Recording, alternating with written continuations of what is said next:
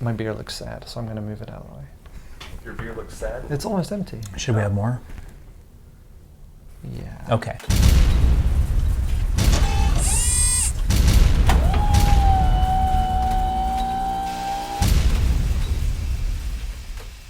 Welcome to Nerd Barrage. I'm Matt. Zach's back. Hey, we did a video on Preacher for the comic book series, and it's in the links below. Check that out. It's actually really good. Zach is a huge fan and really spelled it out for us. This is a huge spoiler alert. We're going to be talking about AMC show and the comic, so if you don't want any spoilers, don't watch. So, it was great. I really liked it. Yeah. Yeah. I mean, it wasn't super true to the first few comics, but I'm okay with it. I like the changes that they made. Thought the casting was great. Yeah, it is. I mean, there are some pretty big differences, I think, in between the TV show and the comic book. In the comic book, when he first gets possessed by Genesis, he levels his church and kills everyone in it. In this one, do you think that's coming? No, I don't. This is going to be one of the big differences between the comic and the TV show. The comic book is it's a road trip. It's a road story. These guys go on a tour of the United States and across Europe and really all around the world. And it really looks like they're going to try and stay in this little town in Texas for a while. And I think that's a interesting kind of departure from the comic book, and I get why they do it. There's probably some budgetary concerns. I like the fact that each of the main characters had their own intro. Yeah.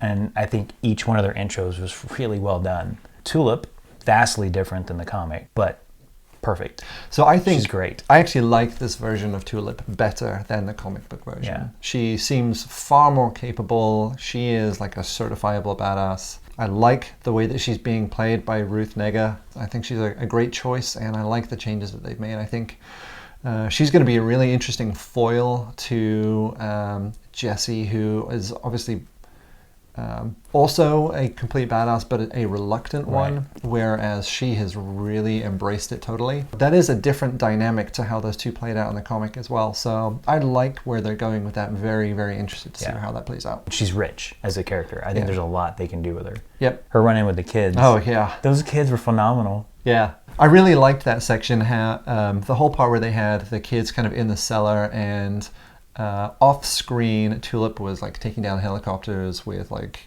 grenade launchers and just wreaking havoc. And in that moment I kind of felt like I was being drawn into a comic book. There was a lot of insinuation and a lot of letting you, the audience, know what's going on without having to spell it out to you, and the way it was shot harkened back to the source material. Kind of, that was pretty cool. Cassidy. Oh boy. Okay, he's pretty phenomenal. Yeah. And what an entrance. Again, like a pretty significant departure from the comic book. This one, wow. Like, the fight scene was incredible, and then him pouring the blood from the broken bottle. Yeah, my favorite part of the fight scene actually was where he took the golf club and started like hitting the beer cans at the guy as if that was going to do anything at all. And like just that insertion of a little bit of whimsy into something that could be really horrific was fantastic and kind of really lightened the mood. I think also kind of gave you a little bit of a window into his character. Like, he could just completely decimate all of them, but he also wants to have a little bit of them. Exactly. His accent is far thicker in the show than the actual actors. I like how he did that because the way that Ennis wrote him in the comic book, like some of the stuff he wrote phonetically, so it doesn't look like a word when you see it on the page, but if you spell it out and you kind of sound it out, then it's very clearly this word with a very, very thick Irish brogue. Yeah, this guy, he's Irish. Yeah. He's really, really Irish. Now to Jesse. Yeah. Well done, right? I think so. I love the fact that when we're introduced to the character, he's moseying up to the sign. He doesn't seem to be energetic, happy with where he's at. He's just kind of back. And then when the kid asks him to hurt his father, you can see him working through like the whole fight scene of, well, his friends are going to get involved and I'm going to have to do something to them. And he's working at, you can see the adrenaline and that thought process going through. So you get a glimpse of who he was in that moment, and then he backs off and says, "Is that what you want?" The smirk that comes across his face when he's fighting. Yep. It's like he's back to himself. Like that's where he's supposed to be. And then the moment on the arm snap. Credit to Cooper that he did that so well. And that smirk was just beautiful. It was so awesome. He was absolutely in his element, you can tell. Yes. Yeah. Ian Coletti. Arseface? Yeah. Amazing. He did really well. Yeah, and like under all of those prosthetics, that looks like it was really uncomfortable to act in. But like, yeah, his mannerisms were just so great. It's everything I wanted Arseface to be. And there's very little expression that he can use, and yet his eyes did everything. But he was still like hyper expressive without basically his face down. So I thought that was really well done. Yeah. There's something really cool about that scene as well, about the advice that Jesse gives him, and the way that they timed that scene was pretty soon after. I think it was some kind of revelation that yet another person had blown up for displaying a massive amount of pride or hubris after they. Well, the insinuation is after they got possessed by Genesis. And then soon after that is Jesse basically telling this kid, hey, you know what, like, God forgives, and preaching messages of like humility and just try and be a peaceful, nice person. And like the contrast in those scenes I thought was really interesting. Yeah. I didn't think they were going to put it in the TV show, so I thought it was interesting how they did kind of insert Jesse's power by telling the guy to like open his heart. Yeah, I kind of saw it coming. I didn't. That power of persuasion is there, and he was just so hell-bent on getting to his mom, and I'm like, no. Oh, he did. Yeah, when he was at like the cake stand or whatever, I figured that he grabbed a knife, but I really thought he was going to go stab his mom, and then, wow. Okay, all right, well played. That's how the show was going to go. I quite liked the thing on the news about Tom Cruise exploding. I think everybody did. That was amazing. So great. That's where using someone like Tom Cruise as a victim is a perfect foil again, because obviously you don't know the guy personally, but a lot of his public persona and his PR is around him being a little bit arrogant. Yeah. So I think, again, the assumption is this thing targets people that might be worthy, and then they open their mouth and prove that they're not. When he approached Jesse, it was vastly different than the African preacher. Like, he already kind of knew this is the guy. It was weird. I thought it was almost like a courtship. I don't know. There was something different there. It wasn't just, there's a host, I'm going to go for it. Mm-hmm. There was something a little more deliberate about it, for sure. The comic didn't go through a selection process for Genesis. No, not at all. And I'm not sure how I feel about that, because on the one hand it means that it's not necessarily going through the whole you're a chosen one trope, which I kind of appreciate, which means it's not really kind of digging its heels into like a destiny-based storyline. It's really saying it's about the content of your character, and who you are matters. It's not your destiny, regardless of the sort of human you can be. Right. So I like that change in the narrative, but I don't know that it was ever explicitly not that in the comic. It just explicitly is in the TV show. Right. Cinematography, look, theme. Loved it, yeah. I really liked the tone.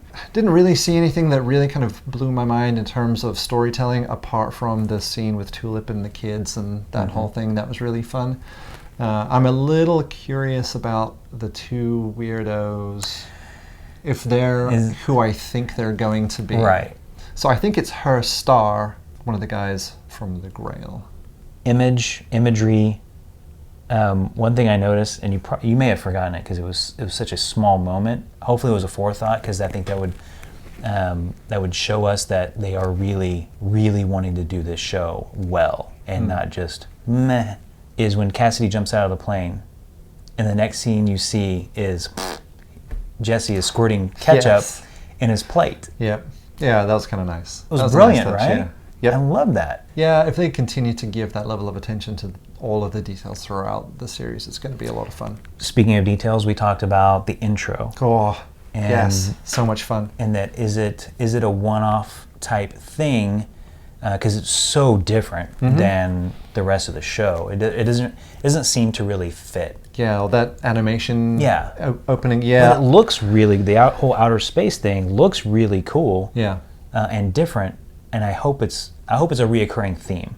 I hope we see it again. What I think was really fascinating about that is Genesis is supposed to be some heavenly seed, but you see it coming from outer space, Right. not heaven. So I don't know if they're going to change the story significantly to support that, or if it was just a director's choice and the story is going to remain the same. But I thought that was an interesting difference. If they do end up having it be like a heaven versus hell thing, I hope that all of that's done in claymation, because that would be amazing. You could do some really, really interesting creative things, especially in that one particular scene where Genesis is made. To see, Being claymation. yeah, an angel demon claymation fucking scene would be mind-blowing. Celebrity deathmatch people need to get involved. Oh my god. Someone call them right now. That's amazing. I thought the soundtrack was really good. Hit home for me because I like the music, but I also think it set a tone. I thought it was really well done as far as, this desolate Texas town of Annville, and they have Willie Nelson and Johnny Cash music. So I thought that played into the theme really well. It didn't grab me, but that's not to say that it didn't contribute to the atmosphere. Right. I don't know, maybe to me Subliminally. it's a testament that it didn't stand out, but it just helped kind of create all of the stuff around me that I didn't really clue in on. So, any cons? Did you see anything that you didn't like, that you thought they should have done something different, or? It's kind of a personal, I don't know, crusade or a thing, but it's something that does bother me, and I see it constantly all over the place, which is when something happens in Africa, American TV shows seem to feel like it's okay to just say that it happened in Africa, rather than the country or the city, or really anything any more specific than an entire continent, for fear of scaring away its American viewers or confusing them. And I think that it doesn't really give modern TV viewers anywhere near enough credit. Modern African city. It has skyscrapers. It has fully industrialized public transportation system, as opposed to, it's another shack in the middle of a desert somewhere in Africa. That kind of annoys me. Yeah. Maybe it shouldn't, but it does. It didn't annoy me. Okay, totally soapbox done. Yeah. I'm not sure how bought in I am to the weird love triangle thing that might be going on with his assistant in the church. Yeah. I mean, do they need it? Well, I don't think so. With someone as dynamic as Tulip, where is this character going to have space to breathe in Custer's circle? What are your predictions for the show in general? Do you think it'll take off? Do you think it'll get picked up for season 2 and then some? My hopes and predictions are different. My hope is that it'll run for 9 seasons and they'll be able to do the full run and it'll be amazing. My prediction is it'll Firefly. And really? Yeah. You really think so? I do. And I hate to say it, but I think it's so niche. And I hope I'm wrong. I really hope I'm wrong. But yeah, I don't know. It was a great first episode. Really, really enjoyed it. I wonder how captivating it was for people that have no knowledge of the source material, because in a way, nothing happened for like an hour. But AMC is known for that too. That's AMC true. is known to take an entire season to build something, build a story, build a location, build a character, build a set of characters. I mean, they're known for that. And I'm glad AMC is putting this on. I'm glad you introduced me to the comic. I think it'll do really well. I think it'll thrive. I think people enjoy it, and I think it's different. Zach, is there anything you want to add? As always, I want to encourage people to go out to the source material and actually read the comics for themselves. Yeah. There's a website, I think, called comicshoplocator.com. Type in your zip code and it should bring up the nearest comic book store to you. Being basically raised in comic book stores. I'm always a big fan of that and trying to push people to support local businesses. Yeah. So check it out. Outstanding. Well, if you like us, don't forget to subscribe and share us with your nerdy friends. See you guys.